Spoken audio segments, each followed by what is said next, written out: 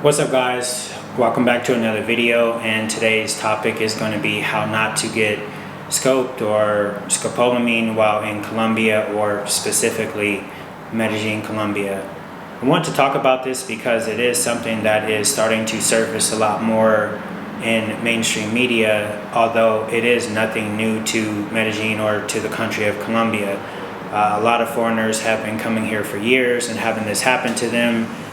It just has not been getting reported enough, maybe because these guys are, one, just too embarrassed because they got, or two, because they may have wives or girlfriends back home and just don't want this to get back to them. Now, before I get into today's tips, I do want to just read something to give kind of a description of what it is and how it works. So the people who are uneducated and may have a little bit of ignorance to what this is, do leave this video with a little bit of knowledge and are a little bit more prepared to know what it is. Let's see. So scopolamine also has the nickname of devil's breath, and what this says here is that powdered scopolamine is referred to as devil's breath in popular media and television. It is portrayed as a method to brainwash or control people into being deframed by their attackers. There is a debate on whether these claims are true. It is not verified if the powdered form is capable of inducing a suggestive state on its victim. Now, I think that's kind of been proven already, because most of the time this is how it is introduced to the victim, is it's in a powdered form and it's poured into a drink, and that would be going into this number one tip, and that would be, do not leave any of your drinks unattended.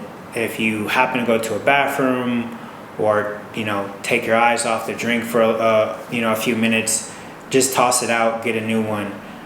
It also would be going into this, I guess, would be part of this tip, would be if you don't open a bottle yourself or seeing where it came from. For example, if you go over someone's house and they offer you a drink, don't take that drink, because there was a guy who recently got scopolamine and he was handed a beer, and he said that the beer was sealed, and next thing you know, he woke up hours later the next day feeling very groggy, as if he was kind of under anesthesia or on some type of sleep medicine, and didn't remember anything that happened after basically taking a drink. So that would be one. Two is, not even to take drinks from people that you don't know. Now, getting scoped isn't only happening to foreigners, it's also happening to locals as well.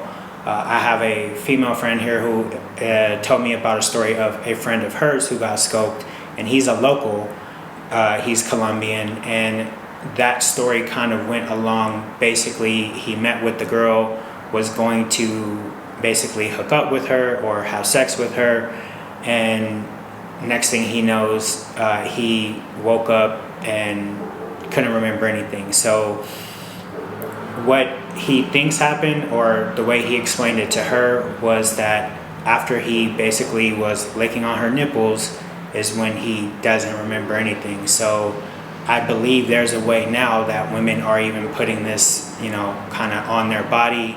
So when you make some type of contact with them orally, you get it and then you pass out. So this tip would be, even if you are going to be physically active with a woman or intimately, have them take a shower before you do anything. This way it just alleviates that risk. Now, I know some guys are going to be like, oh, well, why even go to Colombia if you have to worry about all this? This isn't the case 100% of the time. This isn't happening like to every other guy, but it's just some steps to take to help kind of keep yourself a little bit more safe. Now, the third tip is going to be here is, if a girl that you meet on a dating app, basically ask, can they bring a friend? and it's at night, to me, this is a major red flag. Most of these girls try to work in twos. If they can, they do work alone, but if they can, they will try to work in twos. So definitely, if they ask to bring a friend, I would just avoid it. Don't tell them no, I just wanted to meet you by yourself. Most girls that are genuinely interested in dating you, they're not going to ask to bring a friend, because that's just not normally what happens on a date. Now, I have had this happen where once in the daytime, where I was going to meet a girl for ice cream for a date, she did bring her friend with her, but this was in the daytime, it was for ice cream. It didn't revolve around drinking alcohol. And at some point in the date, basically the friend did leave after the girl that I was going to meet felt comfortable. So I'm not saying 100% if they want to bring a friend, it's a complete red flag. I would say more so if it's pertaining to at night and it's a normal date. If it's in the daytime, I wouldn't consider that a red flag, but it's definitely up to you to basically use your common sense, your street smarts, and if something just feels off, then it probably is. And that would be going into my next tip here, and that would be mainly, if you can, make your first couple of dates or your first few dates during the daytime. Now, it can be a little hard because most women here do work a lot of hours. I would say it's close to about 10 to 12 hour shifts, so it may be hard to get some daytime dates in, but if you can, meet them in the daytime where it's well lit. It's definitely going to be more safe. There's going to be a lot of people around, so they're less likely to do something. And the girls who are, I believe, more so trying to deal more with the scopolamine, they're not trying to waste time. So if you're trying to get them out during the day and you're taking a long time to establish a date, they usually will fall off very quick because they're just trying to get on to the next guy. So that definitely would be one of my tips, as well as, if you can, try to get dates during the daytime. Now, these are not all, 100%, not saying if you follow all of these, nothing may never happen. I would say crime is ever changing and evolving, and people are figuring out new ways to, get their victims. So for the most part, if you do follow these, you should be all right. And if I do hear about anything, I will definitely make another video with that information for you guys to have. But for the most part, one, don't leave any drinks unattended.